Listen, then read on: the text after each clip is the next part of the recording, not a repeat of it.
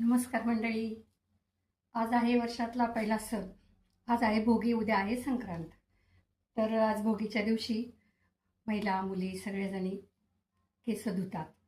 आंघोळीच्या पाण्यात तीळ टाकून सगळे घरातले लोक आंघोळ करतात. आणि आज उद्या नुसतं तीळ तीळ तीळ तीळ तिळच खायचे. चांगली गोष्ट आहे. आणि आज आहे ना एक विशेष भाजी केली जाते बघा.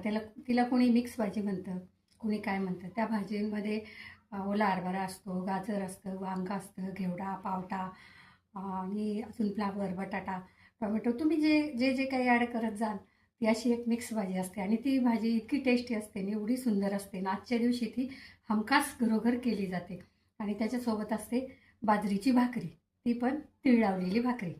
आणि पूर्वी शेजारी पाजारी पण आपली वाटीभर भाजी, एक भाकरी, दोन भाकरी दिल्या जायच्या एकमेकांना, कारण ती टेस्ट वाढावं, त्यातला गोडवा वाढावा आणि ऋणानुबंधही पण अजून दृढ व्हावेत यासाठी. पण आता ती परंपरा थोडीशी लोप पावत चाललेली आहे. तरी पण घरोघरी बऱ्याच ठिकाणी आज ही भाजी होते. ती ह्या भाजीला आहे ना वेगवेगळ्या भागात वेगवेगळी नावं दिली असतात बघा. तर आम्ही सातारला होतो ना नोकरीनिमित्तानं, तिथे या भाजीला खेंगट म्हणायचे, खेंगट. तर मला आता तुम्ही एक सांगा, खेंगट याला इंग्रजीमध्ये काय म्हणतात? तर जे शिकलेले लोक आहे ना त्यांनी सगळ्यांनी लाईनीत या आणि खेंगटला इंग्रजीत काय म्हणतात हे सांगा. चला, धन्यवाद.